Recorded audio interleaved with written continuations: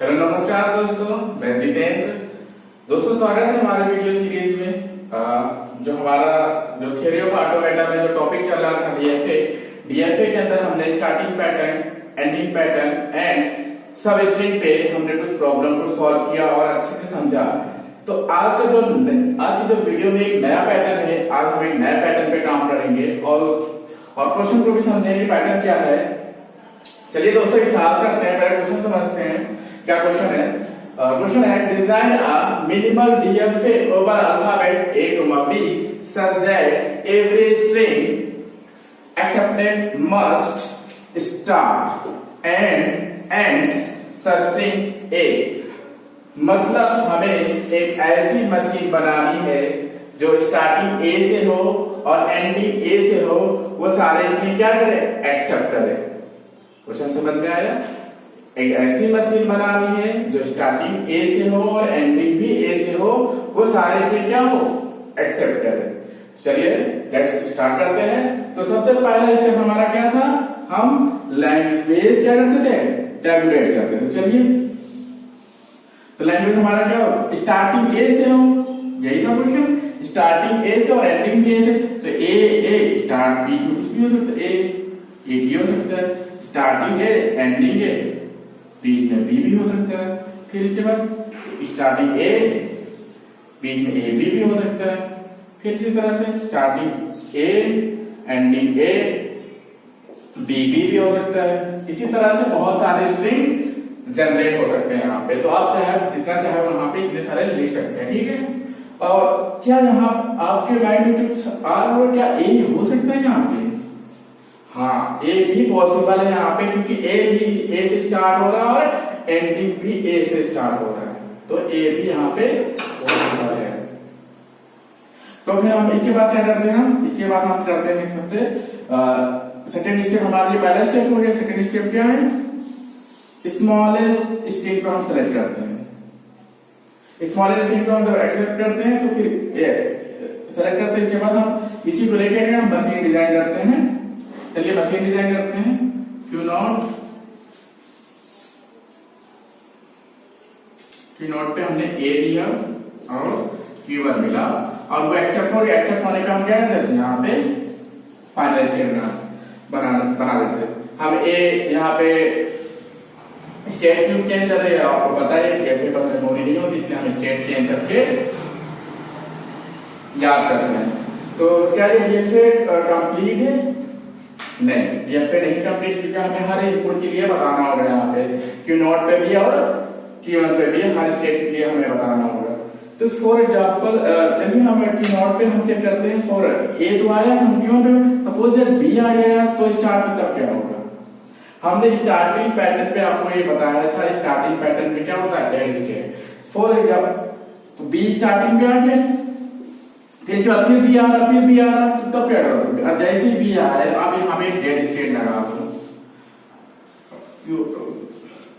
इसको बोलते हैं हम डेड स्टेट।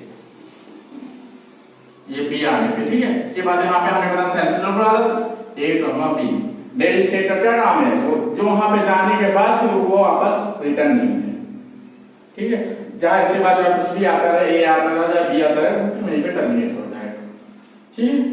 तो क्यू नॉट पे हमने चेक कर लिया। अब Q1 पे आते हैं। Q1 पे मान लो यहाँ पे क्या है?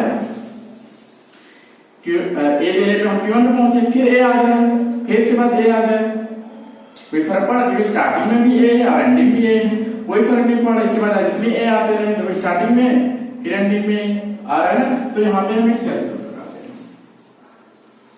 हैं।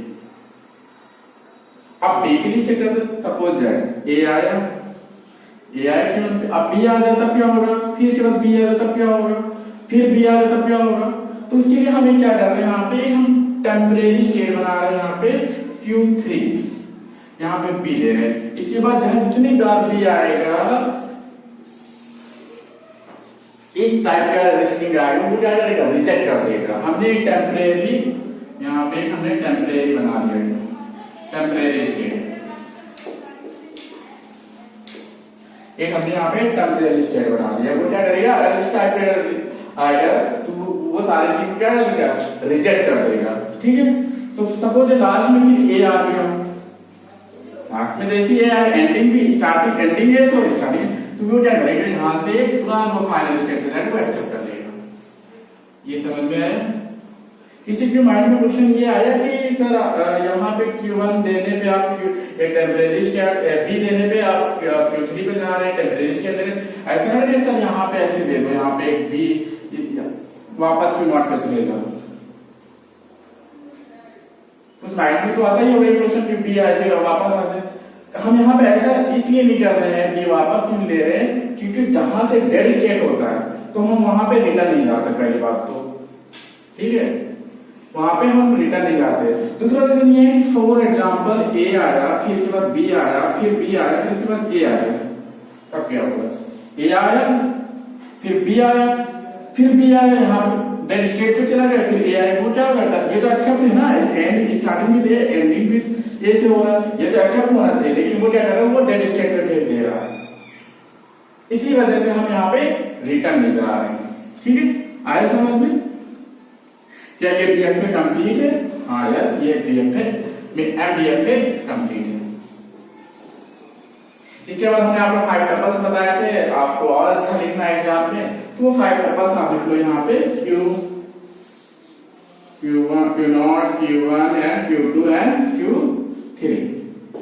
फिर इसके बाद हमने बताया था आपको अल्फाबेट्स बता दो, A, B, फिर ट्रांजिशन में सबके लिए नहीं लिखूंगा, आप लोग सारे के लिए Q0, Q1, Q2, Q3 सबके लिए लिखिएगा हर इनपुट के लिए। तो मैं 2-3 लिख दे रहा हूँ, Q0 A देने पे और Q0 B देने पे कहा है, Q0 A देने पे Q1 पे गया और B देने पे Q2 पे गया, ये डेड स्टेट। ठीक है, इसी तरह Q1 के लिए लिखोगे और Q1 पे A के लिए और Q1 B के लिए लिखोगे। Q1 A पे देने पे कहा जा रहा है, Q1 पे ही रह जा रहा है, और Q2 B देने पे कहा जा रहा है, एक टेम्परेरी स्टेट पे जा रहा है, और Q3 है। ठीक है, इसी तरह से आप सबके लिए लिख लोगे। ठीक है, सबके लिए। इसके बाद हमारा क्या बच रहा है, Q0 एक हमारा बच जा रहा है, इसको बोलते हैं हम क्या, इनिशियल स्टेट, और फाइनल स्टेट बच जा रहा है, जिसको हम बोलते हैं फाइनल स्टेट क्या है यहाँ पे Q1। ठीक, समझ में आया ये पैटर्न आप दोस्तों? चलिए फिर नेक्स्ट वीडियो में मिलते हैं नए पैटर्न के साथ, तब तक के लिए नमस्कार।